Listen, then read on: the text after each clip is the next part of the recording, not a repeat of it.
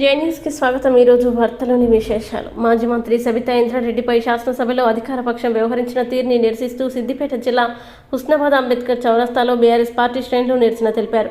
సబితా ఇంద్రారెడ్డిపై వ్యాఖ్యలు చేశారని ఆరోపిస్తూ సీఎం చిత్రపటాన్ని దహనం చేశారు. రాష్ట్ర ప్రజలకు ఇచ్చిన హామీల్ని నెరవేర్చకుండా కాలయాపన చేయడానికే సీఎం రేవంత్ రెడ్డి కావాలని బీఆర్ఎస్ పార్టీ నాయకులపై అనుచిత వ్యాఖ్యలు చేస్తున్నారని బీఆర్ఎస్ పార్టీ నాయకులు ఆరోపించారు. కాంగ్రెస్ పార్టీలు మారిన నాయకులు లేరా అని ప్రశ్నించారు.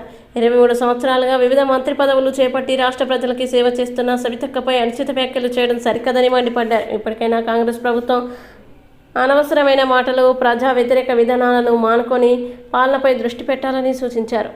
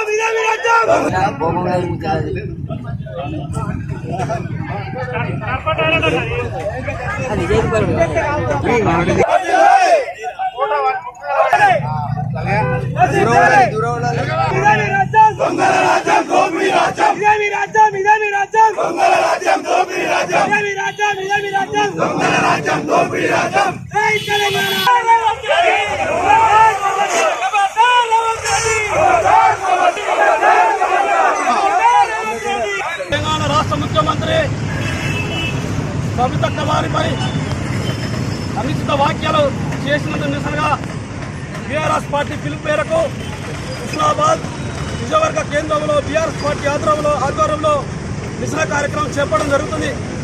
ఈ రాష్ట్ర ముఖ్యమంత్రి ప్రజలను తప్పుదోవ పట్టించేందుకే కావాలని చెప్పేసి బీఆర్ఎస్ పార్టీపై అనవసరమైన ఆరోపణలు చేస్తూ అనవసరమైన విమర్శలు చేస్తూ కాలయాపన చేస్తున్నాడు. ఈ ముఖ్యమంత్రికి చేతగాది పరిపాలన. ముఖ్యమంత్రి గారికి చేతనైతే తప్పకుండా ప్రజా సమస్యలపై దృష్టి పెట్టాలి. సుదీర్ఘంగా 23 సంవత్సరాలుగా తన నియోజకవర్గంలో సబితక్క గారు సేవ చేస్తున్నది. రాష్ట్ర వ్యాప్తంగా మంత్రి పదవులు చేపట్టి అనేక మంది రాష్ట్రంలో ఉన్న పేద ప్రజల కోసం సేవ చేసిన చరిత్ర సబితక్క గారు ఉన్నది. అట్లాంటి నాయకురాలపై విమర్శ చేయడం తగదని చెప్పేసి ఈ ప్రభుత్వాన్ని హెచ్చరించడం జరుగుతుంది. ఇప్పటికైనా ఈ ప్రజా వ్యతిరేక విధాలు అనవసరమైన ఆరోపణలు మానుకొని కాంగ్రెస్ ప్రభుత్వం ప్రజలపై దృష్టి సాధించాలని చెప్పి డిమాండ్ చేస్తాము. లేకుంటే బీఆర్ఎస్ పార్టీ ఆధ్వర్యంలో పెద్ద ఎత్తున ఉద్యమం చేపడతామని చెప్పి ప్రభుత్వాన్ని హెచ్చరిస్తున్నాం. సమావేశాలంటే ఎంతో మంది లక్షల ఓట్లతో ప్రజల చేత ఎన్నుకోబడి అసెంబ్లీకి పంపించి అక్కడ ప్రజాప్రతినిధుల గురించి చర్చ జరపమంటున్నారు. ప్రజల సంక్షేమం, ప్రజల అభివృద్ధి, ప్రజల సమస్యల పట్ల చర్చ పోయి మహిళల పట్ల పార్టీలు మారడం గురించి, ప్రజాప్రతినిధుల గురించి చర్చ చేయడం, నిజంగా ప్రజలు ఈరోజు లీడర్ల గురించి గొప్పగా మాట్లాడుకోవడంపై ఏం తిప్పలా అనేటట్టు మాట్లాడుకుంటున్నారు. కాబట్టి ఒక మహిళ ఎక్కడ పూజింపబడుతుందో అక్కడ దేవతలు కొనుక్కుంటున్నారు. మరి ఈ విధంగా ఈ పాలన చేస్తే నిజంగా ప్రజలకు మనం ఏం సందేశిస్తున్నాం? రాబోయే వాళ్ళకి కూడా పొలిటికల్గా రాబోయే వాళ్ళకు కూడా మనం ఏం మార్గదర్శకాలు నిర్దేశిస్తున్నాం అనేది ఆలోచించుకోవాలి. గౌరవ సీఎం గారు కానివ్వండి, డిప్యూటీ సీఎం గారికి గౌరవాన్ని ఇచ్చుకోవాలి. అది రాష్ట్రం అంతా కూడా ముఖ్యమంత్రి గారి వైపు చూస్తుంది. కాబట్టి తప్పకుండా తను మాట్లాడే భాష పైన కానీ తను చేసే పనులపైన కానీ అందరి దృష్టి ఉంటుంది. మరి సబితా ఇంద్రారెడ్డి ఒక విద్యాశాఖ మంత్రిగా, నిజంగా మహిళా మంత్రిగా ఎంతో కాలం ఏ పార్టీలు ఉన్నా ఆమె ఎక్కడ ఏ చిన్న పొరపాటు చేయకుండా చక్కగా తన పని తాను నిర్వర్తించారు. ఈరోజు ఆమె నిజంగా మహిళలను నమ్ముకుంటే ఇట్లయితుంది అనే వాడు మాకు అనడానికి కూడా ఇష్టం లేదు. మహిళలు ఎప్పుడైనా కూడా ఏదైనా పనప్ప చెప్తే రిజర్వేషన్ వచ్చింది కాబట్టి ఈరోజు ఇంతమంది మహిళలకు ప్రజాప్రతినిధులుగా ప్రజల మధ్య ఉంటున్నాము. కాబట్టి ఈ మాటలు అన్నందుకు సీఎం గారు బేషరతుగా మేము ఖండిస్తున్నాము, క్షమాపణ చెప్పాలి. ఎవరైనా సరే పొలిటికల్గా వచ్చినప్పుడు వాళ్ళ పనిని వాళ్ళు చేయని, ఎవరి పాత్రను వాళ్ళు పోషించాలి తప్ప అసెంబ్లీలో ఇలాంటి టైం వేస్ట్ చేస్తూ రాష్ట్ర అభివృద్ధికి పాటుపడాలని ముఖ్యంగా కోరుతున్నాం. మరి ఈ కార్యక్రమం హుస్నాబాద్ అంబేద్కర్ చౌరస్తాలో నిన్న అసెంబ్లీలో ఏదైతే మా ఎమ్మెల్యే గారు మాజీ మంత్రి వర్యులు సబితా ఇంద్రారెడ్డిని అవమానించినట్టు మాట్లాడడం చాలా బాధాకరం.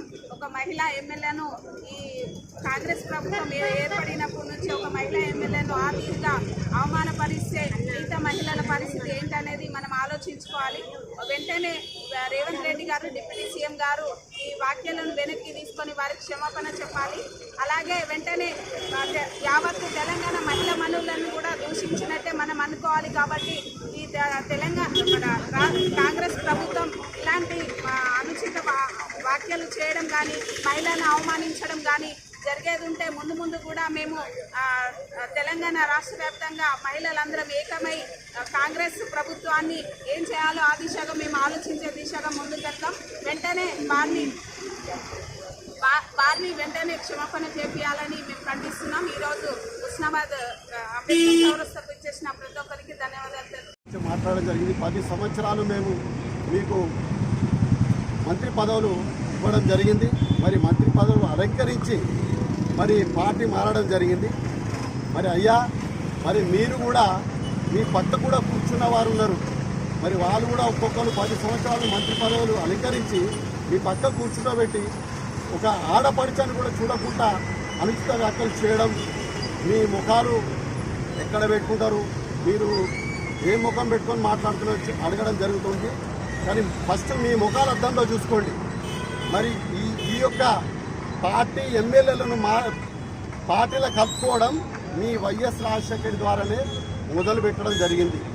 మరి అదేవిధంగా మీరు ఏ విధంగా అయితే మా టీఆర్ఎస్ నాయకులను ఉద్యమ సమయంలో టీఆర్ఎస్ ఎమ్మెల్యేలను ఏ విధంగా అయితే మీరు పార్టీలో చేర్చుకున్నారో, ఇవాళ కూడా ఎలక్షన్ కంటే ముందు రేవంత్ రెడ్డి ఏం మాట్లాడు, కేసీఆర్ గారి ఇంటి మీది కాకులు మా ఇంటి మీదకి వచ్చేది ఉంటే కాల్చి చంపుతాను, ఒకవేళ కనుక ఎమ్మెల్యేలు మా దగ్గరికి వస్తే రాళ్లతో కొట్టి చంపుతాను.